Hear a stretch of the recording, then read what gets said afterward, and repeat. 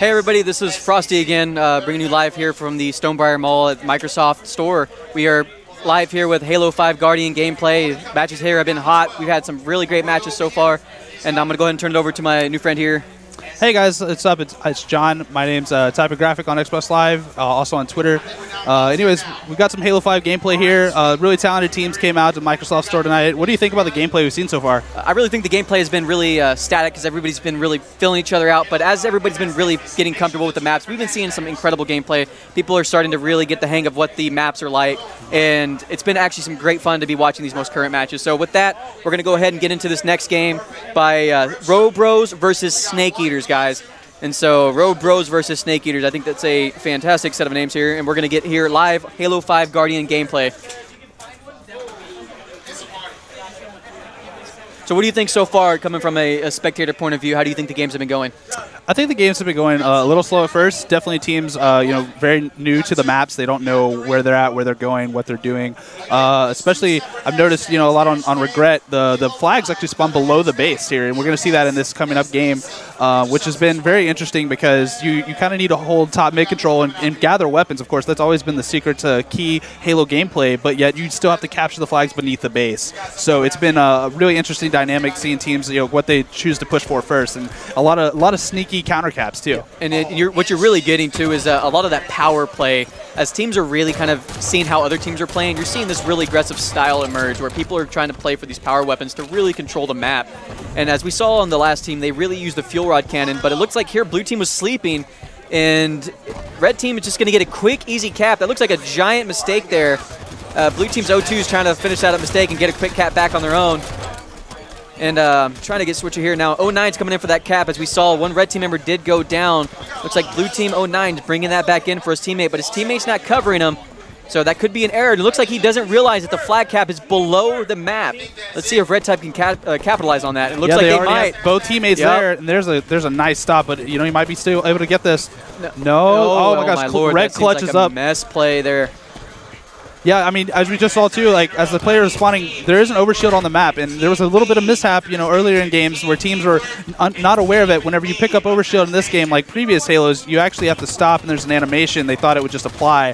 So, you really got to be wary that, when you walk over that overshield, it can make or break, a good cap or a bad decision. Right, and just as you're saying there, 04 puts a brilliant Magnum use there, making sure to utilize that overshield as we were just talking about. Definitely want to be aware of the power plays on this map, and that includes the power weapons and the power, like the invisibility, the camo, the overshield usage here, and then keeping real track of this flag, which it seems like blue team has been sleeping a little bit. Red team's taking advantage of that. Yeah, definitely so, because blue team right now is cleaning up a couple kills in the base, but they don't have flag at all. They're just trying to hunt it down. I'm not really sure why. There it is. He finally puts in that cap for a nice 2-0 lead. Yeah, I mean, it looks like 08 there did a great play. He was trying to bait out as much time as possible for his teammate to come up before capturing that flag, to make sure that his team had enough time to play for that flag. What we've been seeing recently is teams capping the flag early, and then the other team immediately just counter caps it. Yeah, I think a lot of the problem that teams have been having too is they don't have that top mid control locked down, so they go for that quick counter cap. They don't really understand the mechanics of the game yet, to where you can actually make a lot of good movements to top middle. And I just think they're sticking right now a little bit too much to the closed routes and paths that you're just used to seeing. There's a lot of movement that can be had in trying to get that top mid control, because those counter caps are easily stoppable, but teams just really aren't doing a good job of getting top mid. And that's correct. And so and this is true in a lot of games too, really controlling the middle of the map has been something that a lot of teams have always done. Professional teams of any level know how to really utilize that here. And even in 2v2, as you can see, controlling the middle of the map has really helped red team capture their flags early and often. And they've taken a quick 3-1 lead. And that was a brilliant kill there by 08, making sure to cap that frag off on 09. This could be an actually really quick cap right here, make this a 4-1. Things go well. It looks like 02 there getting a nice cap on red, but red may have delayed him enough, and it looks like he has. Red takes a quick 4-1 lead with 2 minutes left of the game. Blue team's going to have to step it up, make some quick caps of their own. And just to point out, there's not a lot of time left in the game. There's only about 2 minutes left, so they're going to have to make quick work of these caps if they want a chance coming back into this one. And as we say that, 08 picking up another nice kill. Looks like 02 may have squandered that kill. Oh, this could be the potential last cap right here. And then it looks like 04 bringing that cap in for his team. Dropping down, and with that, maybe, yep, there he goes. And with that, 04 red team takes this round on neutral flag truth on a brilliant quick 5-1 win over blue team. And so what we saw there was a lot of what we're wanting to see, a lot of that mid-control team play. Red team did a lot of things there where they controlled the power weapons. Definitely so. They controlled the time of the possession of the flag, and they really made sure that they were kind of in control of the flow of the game, per se. And so right now we're kind of transitioning over into the next map, and again, that was brilliant play there by Red Team to make sure that they had that kind of initial control. And yeah, they definitely did a good job of controlling top mid. I would have liked to see them, utilize a bit of the thrust abilities and the new clamber abilities to take mid control. You can actually walk all over the top of that map now, get a lot of great sight lines, and I just haven't seen anybody really utilize that tonight. But I think it's still showing, they're pretty good dominance there in game one with a 4-1 or the 5-1 lead. And that's absolutely correct. And we're transitioning now into the new map, which it looks like it's going to be Breakout on, if you give us just a minute here, it looks like the screen's taking a moment. It's going to be Breakout on Truth. Yep. And as we stated before, Breakout is a new game mod that is unique to Halo 5 Guardians. It is a kind of a cross between a one-shot kill. It's kind of a cross between SWAT and a neutral flag. And so you each have one life, and you don't have shields. It's a very limited health kind of moment. Your health does regenerate, but it is kind of one of those 2 shots to the head, you're done. Definitely so. And I think what the interesting thing about Breakout, too, is that it plays out in rounds. Round play isn't really something we see in Halo until this game. And whenever, Halo pros go to a different game and they're having to force to play rounds, it can really be a make-or-break situation for them. They're very good on respawn. And so this is a good break for the Halo 5 new game modes to, incorporate things we've seen like in other Microsoft games like Gears of War with Execution, that round style of play. So the nice thing about round play is definitely at the end of this game, you're going to have a winner. You're not going to end up in a stalemate. Right, exactly. And so what we saw there is Blue Team actually took a really quick lead over Red Team there. Red Team played really aggressive, and then Blue Team capitalized on that by double teaming their one player and then just finishing it off. So aggressiveness can pay off, but in that case we saw where teamwork really definitely played it out. I mean, the other thing too is a lot of this is meta game building. You need to know, okay, they rushed left last time. Are we going to try and flank? Are we going to go beneath them? Maybe get some cross BR shots right here, but definitely looks like here we got a 2v2 engagement. The brilliant nade by O2 taking a quick frag on 04.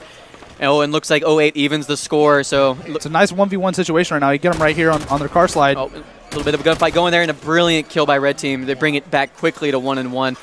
There you go. It looked like a quick dire straight there with that grenade coming in, but he really came through and made sure to even those odds out. That was a brilliant double kill there by Red Team. And again, that's just totally, reading that meta and knowing what to do, with what your opponents did last round and just capitalizing on it, tying it up here 1-1.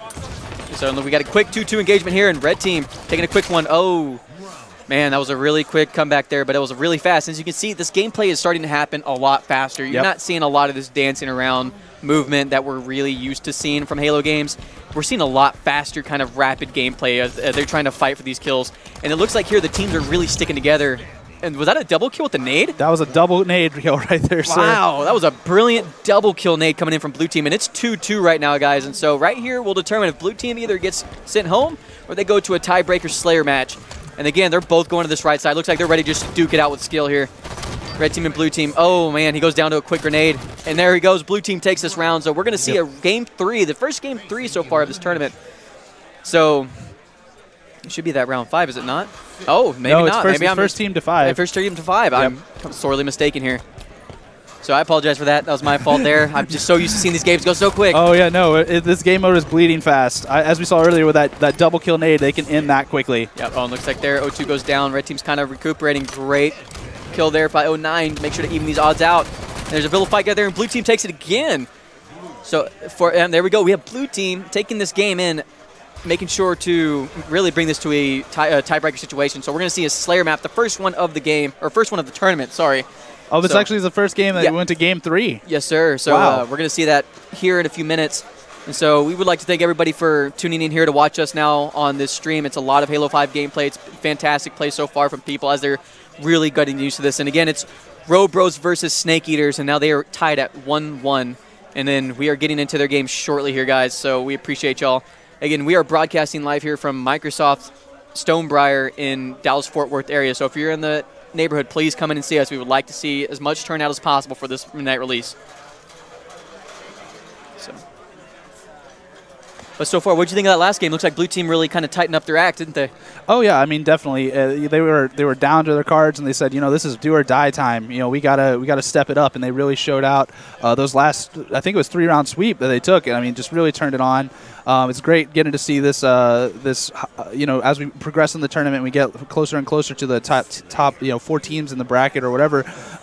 We're gonna see more game threes. It's not gonna become sweeps anymore. We're gonna start having a lot of tactical gameplay coming out of both squads. Yep, and then as we see here, that awesome animation with the two teams kind of acknowledge each other. And this map here actually has a lot of power weapon play.